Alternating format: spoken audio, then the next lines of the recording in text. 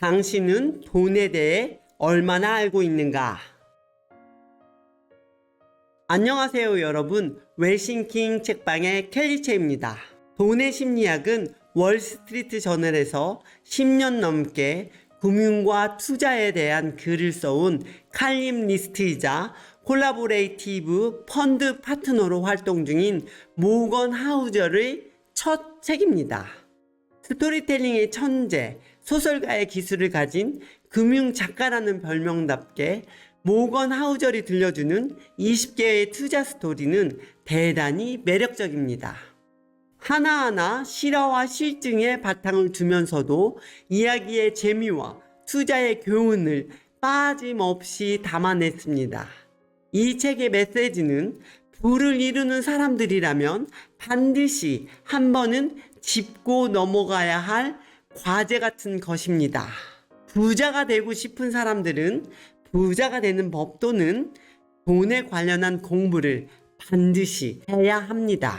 이 책도 그래서 선발하였습니다.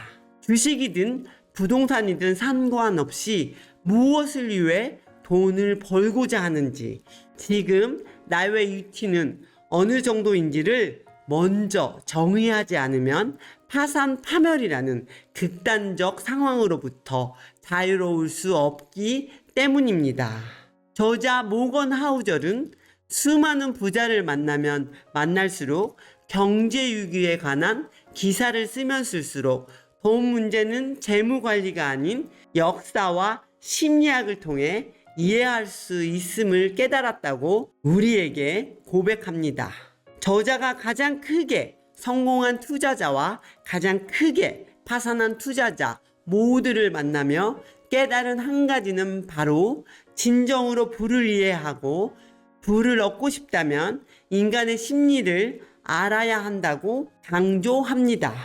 부에 관한 문제는 부에 관한 인간의 편향과 심리, 다시 말해 돈의 심리학과 밀접한 관련이 있다고 생각하는 저자의 철학을 알 수 있는 대목입니다. 당신의 상식에 반할 뜨거운 이야기들의 향연으로 돈을 더 잘 이해할 수 있도록 웰싱킹 책방 오디오북 시작하겠습니다.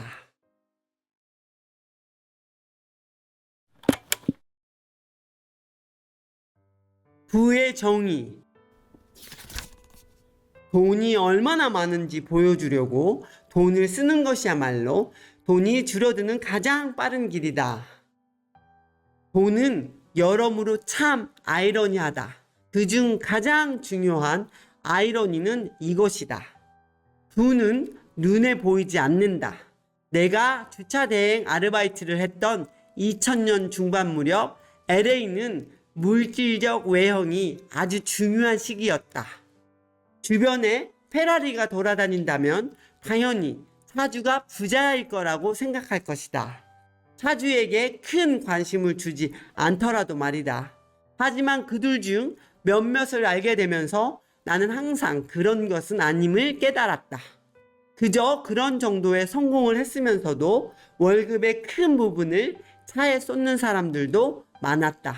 기억나는 사람이 한 명 있는데 편의상 로저라고 부르겠다. 로저는 또래였다. 로제가 무슨 일을 하는지 나는 전혀 알지 못했다. 하지만 포르쉐를 몰고 있으니 짐작가는 것들은 있었다. 그런데 어느 날 로저가 낡은 혼다를 끌고 왔다. 다음 주도 그 다음 주도 마찬가지였다. 포르쉐는요? 내가 묻자 그는 자동차 활부를 내지 못해 회수되었다고 했다. 민망한 기색은 손톱만큼도 없었다. 마치 당연한 수순이라는 듯한 반응이었다. 당신이 로저에 관해 짐작했던 것들을 모두 틀렸을 수 있다. LA에는 그런 로저가 아주 많았다. 10만 달러짜리 차를 모으는 사람은 부자일 수 있다. 그러나 그 사람의 부에 관해 우리가 아는 유일한 데이터는 그의 부가 차를 구매하기 전보다 10만 달러 줄어들었다는 사실뿐이다. 그들에 관해 우리가 알 수 있는 것은 오직 그뿐이다. 우리는 보이는 것으로 부를 판단하는 경향이 있다. 눈앞에 있는 정보가 그것이기 때문이다. 그들의 은행 잔고나 주식 잔고는 보이지 않는다. 그래서 우리는 겉으로 드러나는 것에 의존해 남들의 금전적인 성공을 가늠한다. 자동차, 집, 인스타그램에 올라온 사진 같은 것 말이다. 현대 자본주의는 사람들이 성공한 척 흉내내도록 도와주는 것을 하나의 산업으로 만들었다. 그러나 사실 부는 눈에 보이지 않는다. 부는 구매하지 않는 좋은 차와 같은 것이다. 구매하지 않는 다이아몬드 같은 것이다. 사지 않은 시계 포기한 옷이며 1등석 업그레이드를 거절하는 것이다. 부란 눈에 보이는 물건으로 바꾸지 않은 금전적 자산이다. 그러나 우리는 부를 그런 식으로 생각하지 않는다. 눈에 보이지 않는 것은 그림을 그릴 수가 없기 때문이다. 과소비로 파산 직전까지 갔던 가수 리안나가 자신의 자산관리사를 고소하자 자산관리사는 이렇게 응수했다. 돈으로 물건을 사면 결국 물건만 남고 돈은 없어진다는 걸 정말로 말로 해줘야 했나요? 웃어도 된다. 부디 웃길 바란다. 하지만 답은 네이다. 사람들은 정말로 이야기를 해줄 사람이 필요하다. 대부분 백만장자가 되고 싶다고 할 때 그 실제의 의미는 나는 100만 달러를 쓰고 싶어요 라는 뜻일 수도 있다. 그리고 그것이야말로 백만장자가 되는 것과 정반대의 길이다. 부자가 빌만이 언젠가 이런 말을 한 적이 있다. 부자처럼 느끼는 가장 빠른 방법은 근사한 것들에 많은 돈을 쓰는 것이다. 그러나 부자가 되는 길은 가진 돈을 쓰고 가지지 않은 돈은 쓰지 않는 것이다. 아주 간단하다. 훌륭한 조언이다. 하지만 조금 약한 감이 있다. 더 강하게 얘기하자면 부자가 되는 유일한 방법은 가진 돈을 쓰지 않는 것이다. 이는 부를 축적하는 유일한 길일 뿐만 아니라 바로 부의 정의이다. 우리는 자산 부자와 소비 부자의 차이를 신중하게 정의해야 한다. 이 차이를 몰라서 돈과 관련해 형편없는 의사결정을 내리는 경우가 수없이 많다. 소비 부자는 현재의 소득과 관련이 있다. 10만 달러짜리 차를 모는 사람은 소비 부자인 것이 거의 확실하다. 빚으로 차를 구매했다 해도 어느 정도 소득이 있지 않으면 매달 할부를 갚을 수 없기 때문이다. 큰 집에 사는 사람도 마찬가지다. 소비 부자를 발견하는 것은 어렵지 않다. 그들은 종종 자신을 알리려고 무리하기도 한다. 그러나 부는 숨어 있다. 부는 쓰지 않는 소득이다. 부는 나중에 무언가를 사기 위해 아직 사용하지 않은 선택권이다. 부의 진정한 가치는 언젠가 더 큰 부가 되어 지금보다 더 많은 것들을 살 수 있는 선택권과 유연성을 제공하는 데 있다. 다이어트와 운동의 관계에 비유하면 쉽다. 살을 빼는 것은 엄청나게 힘들다. 죽기 살기로 운동하는 사람들 사이에서조차 말이다. 빌 브라이스는 자신의 책 바디에서 다음과 같이 설명했다. 미국의 한 연구에 따르면 사람들은 자신이 운동으로 태운 칼로리를 4배나 과대평가한다고 한다. 그런 다음 평균적으로 방금 태운 칼로리의 2배를 섭취한다. 사실 많이 먹으면 많이 운동한 효과는 금방 상쇄된다. 그런데도 우리는 대부분 이렇게 한다. 운동은 소비 부자가 되는 것과 같다. 당신은 운동을 했으니 한 끼 정도는 제대로 먹어야지 라고 생각한다. 하지만 부는 그 한 끼를 거절하고 순수 칼로리를 태우는 것과 같다. 어렵고 자기 절제가 필요한 일이다.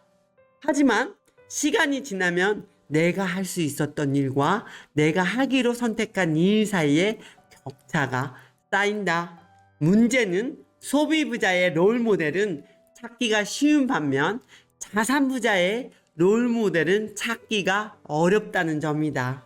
사실 자산부자의 정의를 생각하면 찾기 어려운 것이 당연하다. 물론 자산부자이면서 물건에 돈을 많이 쓰는 사람도 있다. 하지만 그런 경우에조차 우리가 보는 것은 그들의 소비 형태이지 그들의 자산이 아니다. 그들이 어떤 차를 사고 자녀를 어느 학교에 보냈는지 볼 수 있다. 하지만 그들의 저축 현황, 퇴직연금, 투자 포트폴리오는 눈에 보이지 않는다. 우리는 그들이 현재 어떤 집에 사는지 볼 수 있지만 그들이 만약 무리를 했을 때 어떤 집을 살 수 있었는지는 짐작하기가 어렵다. 내 생각에 여기서 위험한 부분은 사람의 마음속 저 깊은 곳에서는 자산부자가 되고 싶어 한다는 점이다. 사람들은 자유와 유연성을 원한다. 자유와 유연성을 제공해 줄 수 있는 것은 아직 쓰지 않은 금융자산이다. 그러나 돈을 갖는 것은 돈을 쓰는 것이라는 생각이 너무나 뿌리 깊게 박혀있는 나머지 실제로 자산부자가 되는데 필요한 제약이 어떤 것인지 보이지 못한다. 보이지 않으니 배울 수가 없다. 사람들은 흉내내기를 통해 무언가를 배운다. 그러나 보이지 않는 부의 속성은 그들을 따라하거나 방법을 배우기 어렵게 만든다.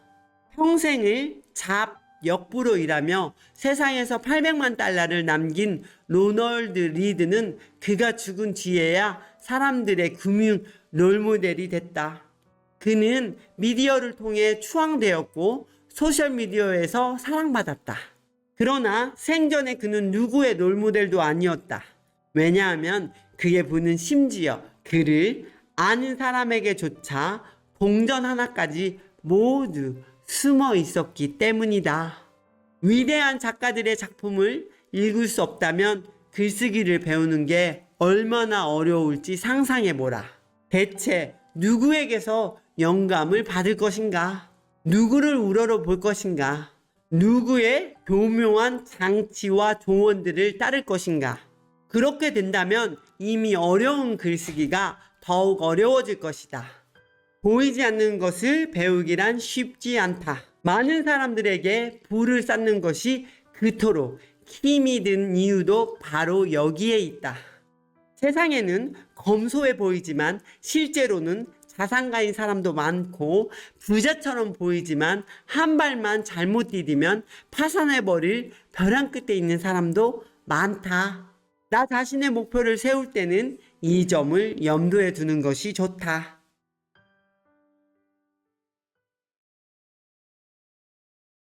이 책이 처음 나왔을 때 그냥 투자서가 아니다. 이 책은 복음서이다라는 평가를 받았는데 왜 그랬는지 느껴지시죠? 당신은 왜 돈을 버는가? 왜 부자가 되려고 하는가? 왜 부자가 되어야만 하는가? 모건 하우절의 부에 대한 본질적인 물음이 가슴을 뜨겁게 달구네요. 특히 그가 정의 내린 부의 개념이 돈에 대한 신중하고 살아깊은 생각을 갖게 하는 듯 합니다. 때로는 대단한 기술이나 확실한 방법이 아니더라도 인식을 바꾸는 한마디가 큰 깨달음을 줄 때가 있습니다. 열심히 산다고 절대 부자가 될 수 없음을 저는 나이 40이 넘어서야 깨달았습니다. 진정으로 부자가 되고 싶다면 부자들의 돈에 대한 생각을 공부해야 합니다. 켈리가 그랬던 것처럼 웰싱킹 책방을 반복해서 들으시며 무의식 패턴을 바꾸어 보십시오. 이 저자가 우리에게 주는 부의 철학은 큰 의미가 있다고 생각합니다. 돈의 심리학을 듣고 느낀 당신의 정의 내린 부의 개념을 댓글로 적어 남겨주세요. 머릿속에만 있는 것은 없는 것입니다.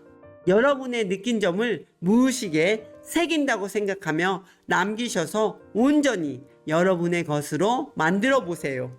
아무리 좋은 이야기더라도 자기화하지 않는다면 모든 게 무의미하니까요. 부자가 되길 바라는 여러분의 주변 5사람에게 이 비디오를 공유하여 그들과 함께 그 길을 가보세요. 함께 가면 멀리 갑니다. 감사합니다. 사랑합니다.